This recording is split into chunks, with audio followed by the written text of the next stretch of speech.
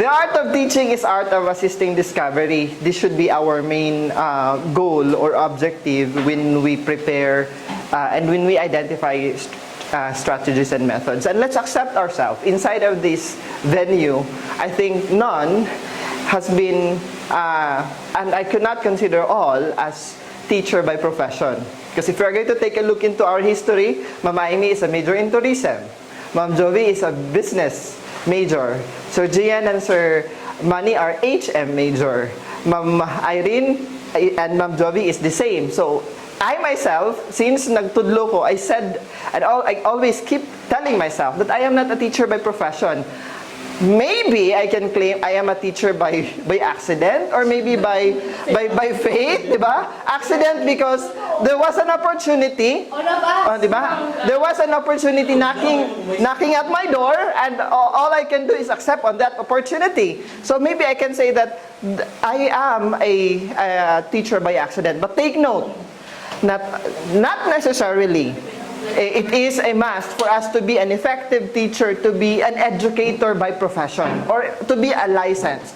To have these laurels on our head and feathers in our hat, just to proclaim ourselves that we are the best educator. Take note that as we discuss along on this topic that I have prepared, we will learn that we need to really experience things out so that we can deliver and discuss smoothly our topic to our students. Okay, so my topic is about effective teaching methods and strategies, and this is focused for tertiary or college students. Okay, so I didn't bother looking into other references where I deal with the primary beginner mga learners, because we have to focus with our scope, our market, which are the tertiary or the college students. So, the question that I would like to ask, being now, Ma'am Irene, how long have you been teaching since Thailand? Ilang taon na? 9 plus and a half. It's more than 10. 11, I think. 11 and a half. 11 and a half na. So, what strategy na sa tingin mo talagang is best?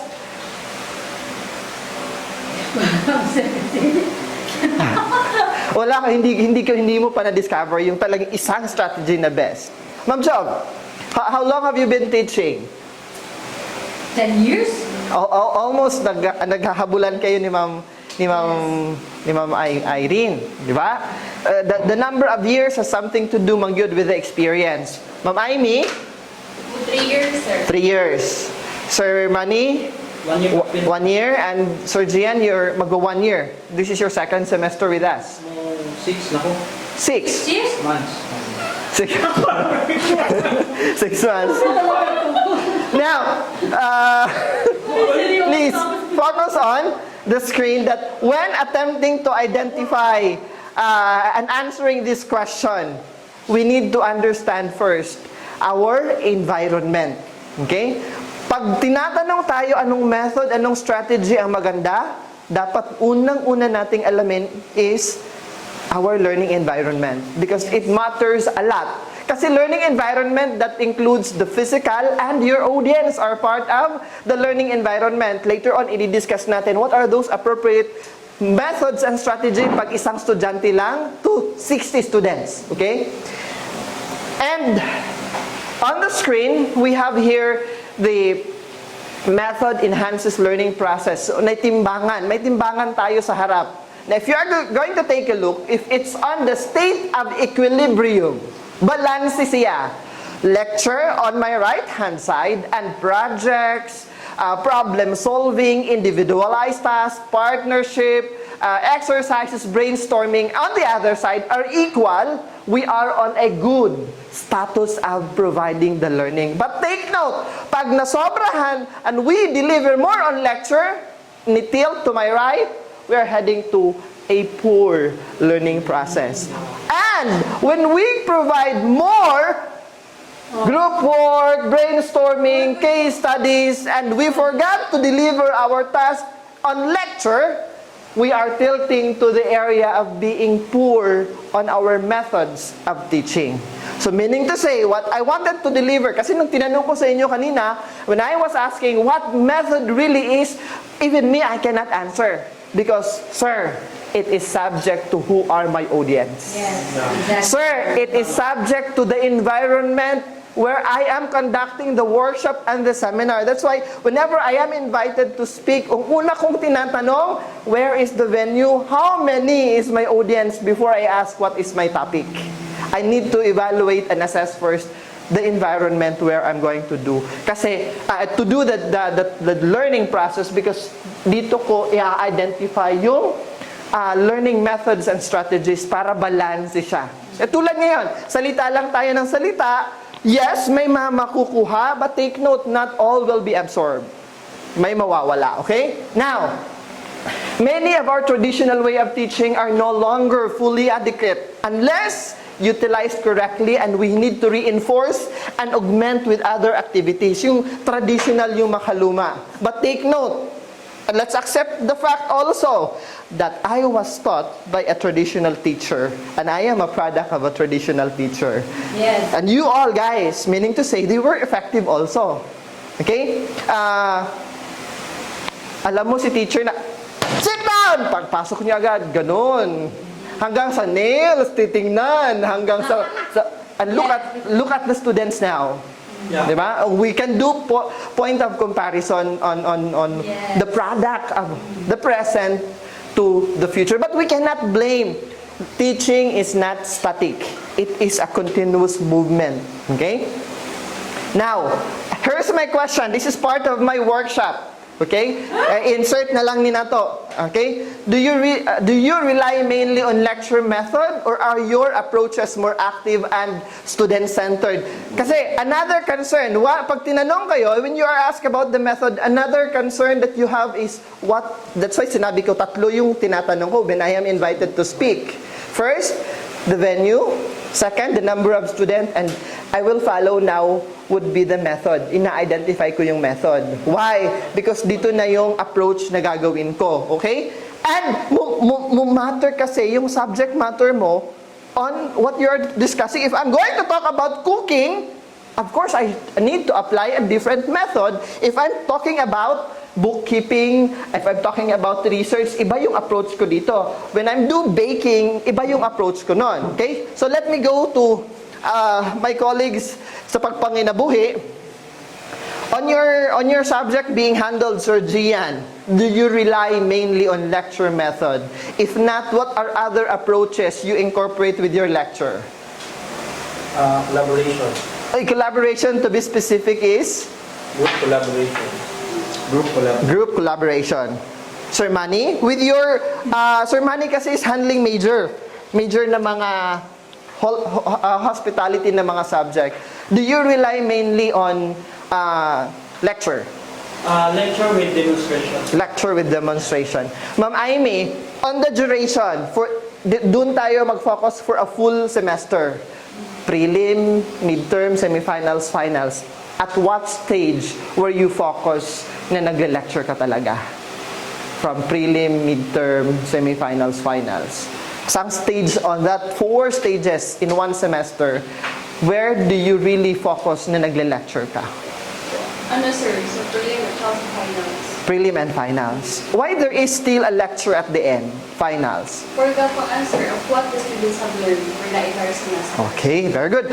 Do your student listen passively or they participate actively? Yun ang unang tanong natin, and that's the difficult part this time na nasa internet world tayo. We do our online. Though later on, I did not focus merely on the internet strategies kay kabalo ko. We are now walking through the new normal. We are now on nasa stage na tayo na gagraduate na tayo sa pandemic, okay?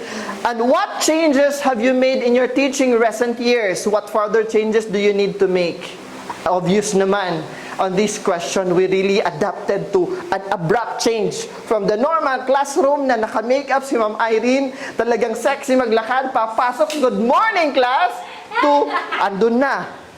Hello class, naririnig nyo ba ako? Di ba? At saka i-off cam pa tayo. Others don't do online. And hindi mo alam, kinakausap ko ba sarili ko or may tao akong kausap? Exactly.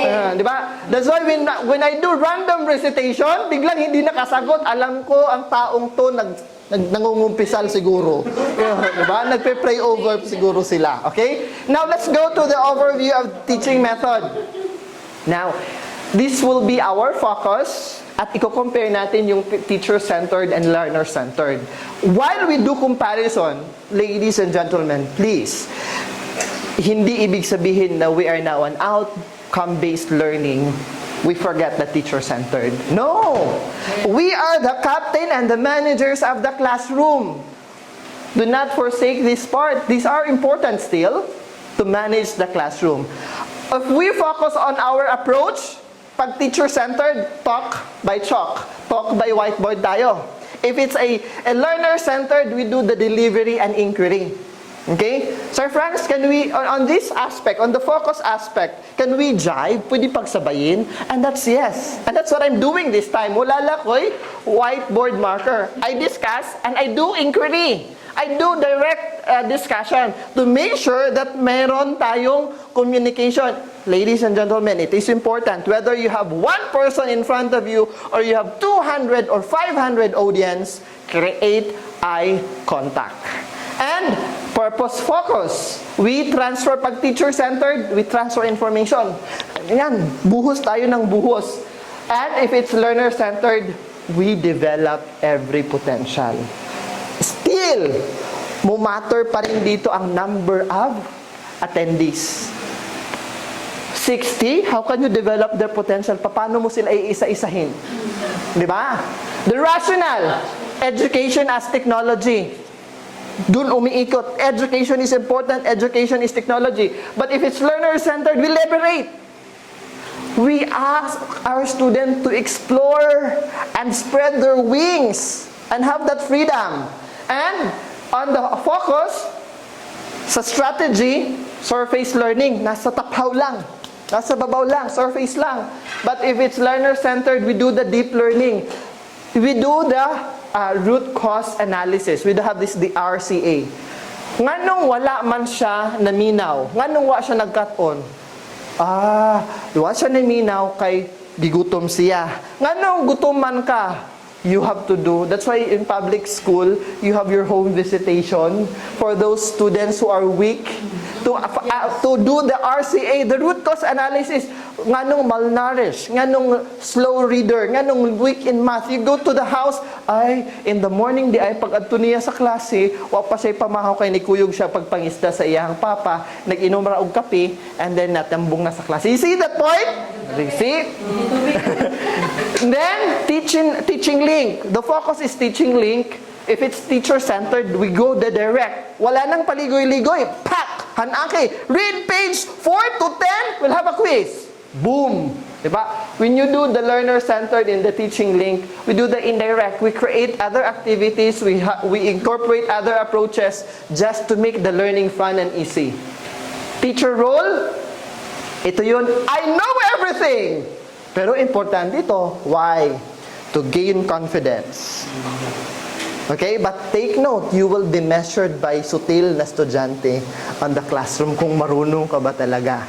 So you need, with the advent of technology this time, sa una, ang estudyante is 5 meters kilometer away when it comes to knowledge from their teacher. Ngayon, students are 3 meters ahead than teachers na. Why? Because of everything. But the problem is, the information they get are not verified.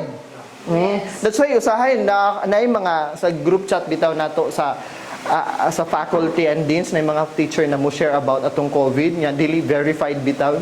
Teacher lagi ka dili sa basaha sa dakuno biyang tibuok in the entire source before nimo i-spread, okay? Very credible, di ba? And then learner-centered developer. If it's learner-centered yung approach natin, yung characteristic, we are the developer. Hindi tayo yung all-knowing, hindi tayo yung expert, kundi kasabay tayo ng estudyante natin. And focus, teaching activity, this is what we do. We tell, we check, we correct. Okay? Alright, class, boom, boom, boom, boom, boom. That's telling. Let's have a quiz. Did you learn? And then, we correct. Okay, your score? Ano mali mo? Oh, yun. And then when we do the learning-centered, there's is guiding in route, asan sila papunta, resources, and interpretation. But take note, these can be combined. As I tell, I guide where to go. As I check, I provide and assess the resources. And as I correct their mistakes, I also do the interpretation. Mali ka dyan because, yon. We can actually combine this. Now let's talk about student role. Okay? Rote learning and self-directing naman yung nagka-clash dito. On the student activity, listening, note-taking. No? Sino ba dito? Kinsa ba diri ang always tawgon ni teacher? You copy this on the board for the whole time of class. Sino yung makagandang sulat kamay? Yun yung palagi.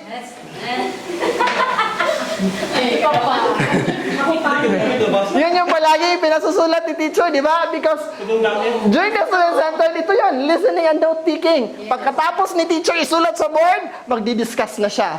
Why? To be honest with you, that was the stage that the teacher was absorbing the lesson also. Yeah. The preparation time ni teacher. Because here's the thing, let's accept it in ourselves. That bisag or even though 5 years na nating tinuturo yung nag-iisang subject na yan, nawawala at nawawala pa rin tayo. Because there are updates. There are new information, okay? And then, you have to connect the lesson to the present situation. Yun eh. And then, if it's learner-centered, we do the exploration, we reflect, and we do the questioning. But again, we can combine both. As the student listen, we ask them to explore. Okay? And as they do the note-taking, we do the discussion, we do the reflecting, we follow questioning. Just to gain agreement na nakasabot, lagi mo. Diba? And the methods. No? If it's teacher-centered, we do lecture, seminars, demonstrations. Are these obsolete? No, they're not obsolete. They're still working. And when you do the learner-centered, actually discussion and simulation is similar to this. Problem solving lang ang hindi, di ba? Now, characteristic of some main, ito na yung main instructional method na pwede nyong i-apply. And let's try to assess, me handling this subject, which one would really fill into, okay? Method, directed study material textbook. Okay? Take note na meron tayong strength, meron tayong weaknesses. Kung pinababasa, binibigyan natin, yun, sa public school, may mga textbook sila, di ba, lahat? Language, English language, dalawa pa yung book namin, na language, na reading. Yun, nakakabigat sa bag, okay? Effective way of teaching, basic fact. Okay? The strength ng libro, ng paggamit ng libro on teaching is, kung basic pa lang, introductory pa lang, that's necessary.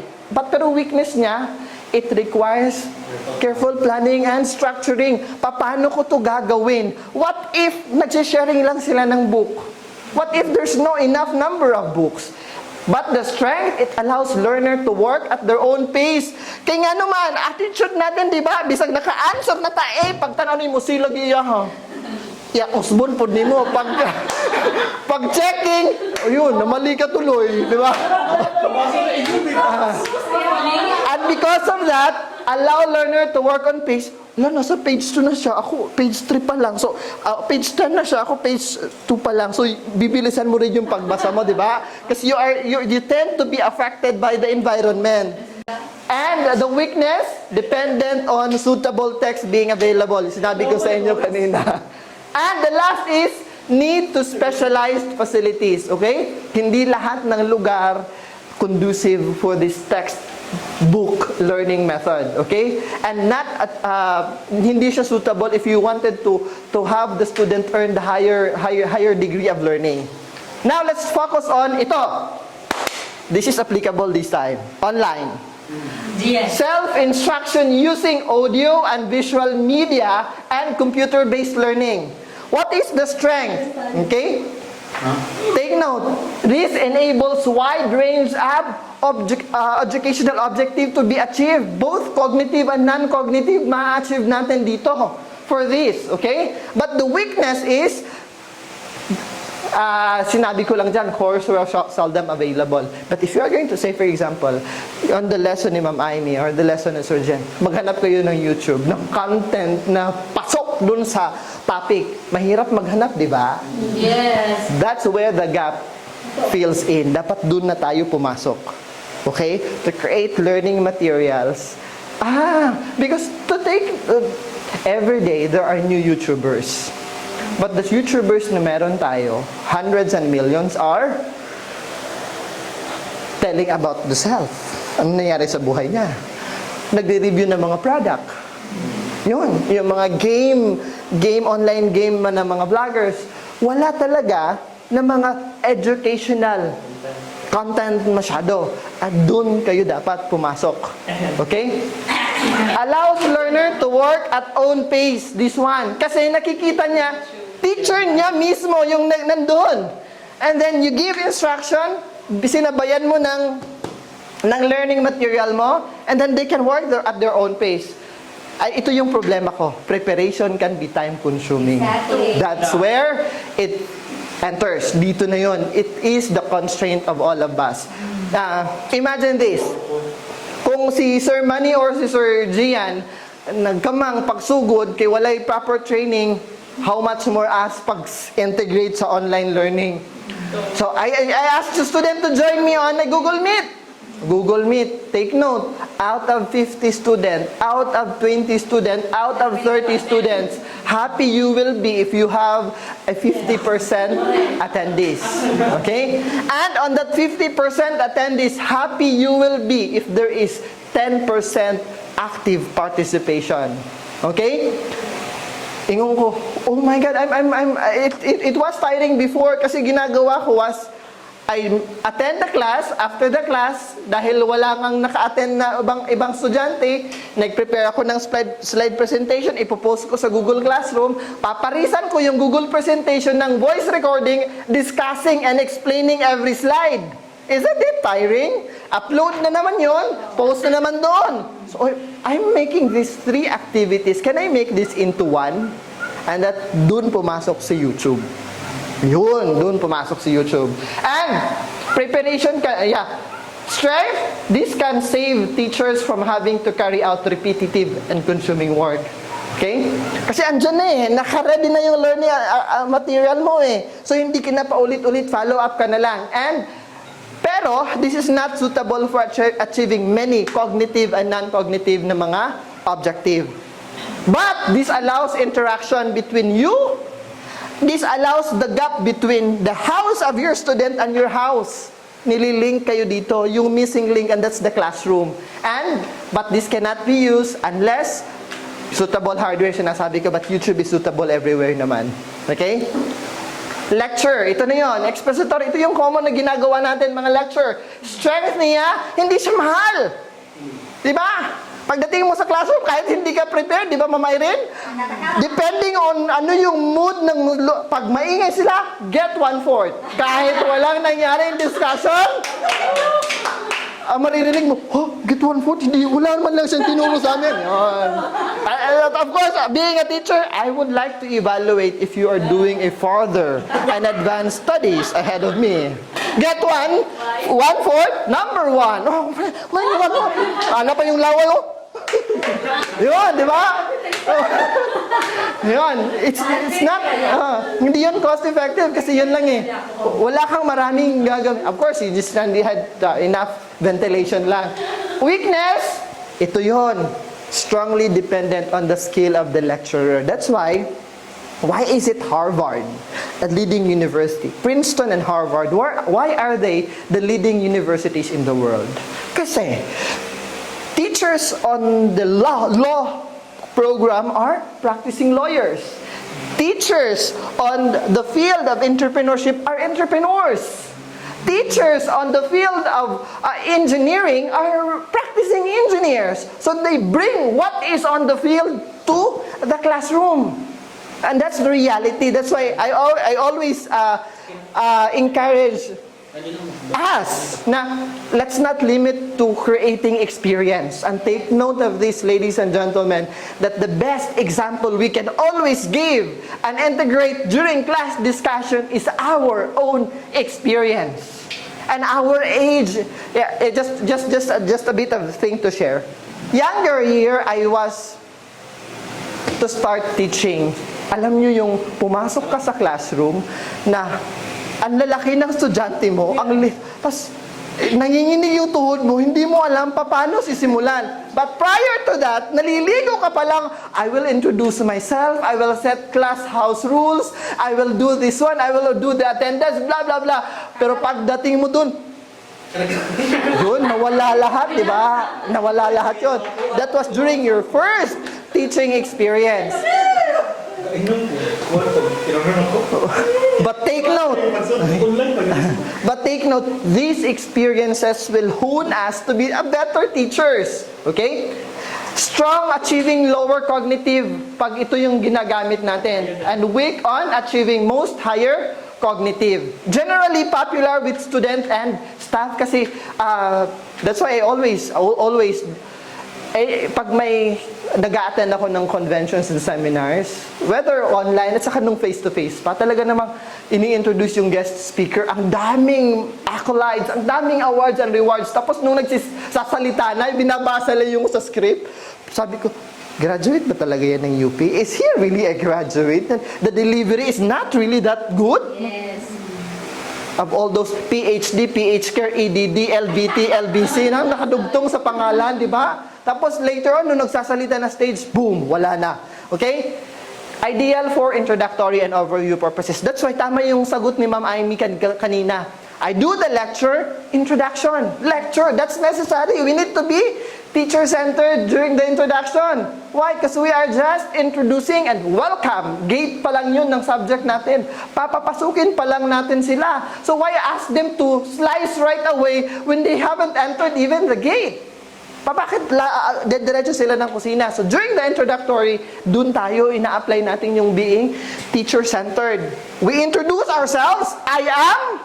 Whether you like it or not, this is my house rules. Why? You have to address them equally. Hindi kasi anak ng presidente ng university, student ko. Anak ng gobernador, student ko. No, walang ganon. When you are in front of them, you are the boss, you are the manager, you are the captain. During the introduction, yun. You set the rules, you give the syllabus, and set the expectation. So, mas marami yung weakness pagdating sa lecture method, and it's on the screen.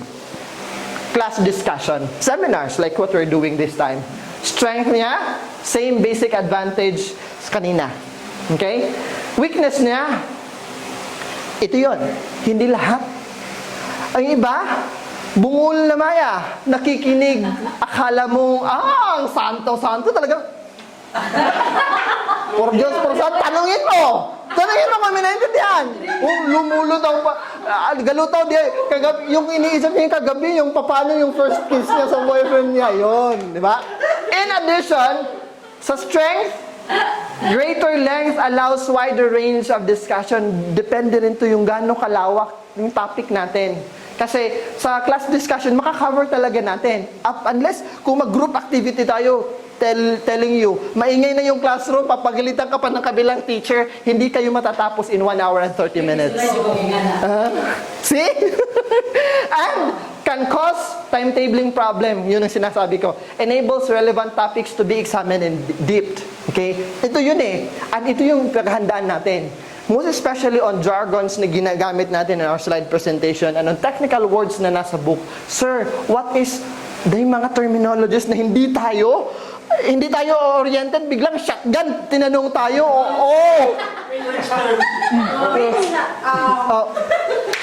brain freeze. Okay guys, have a 5 minutes bio break. And, weakness dito, danger of tutor dominating discussion. Ito na yon. Okay? Parang tutor na yung mangyayari sa atin. Okay. Dito tayo sa mga activities. Simulation, case studies, and later on sa mga OJT natin, ito yung gagamitin natin. Strength niya can be achieved in a way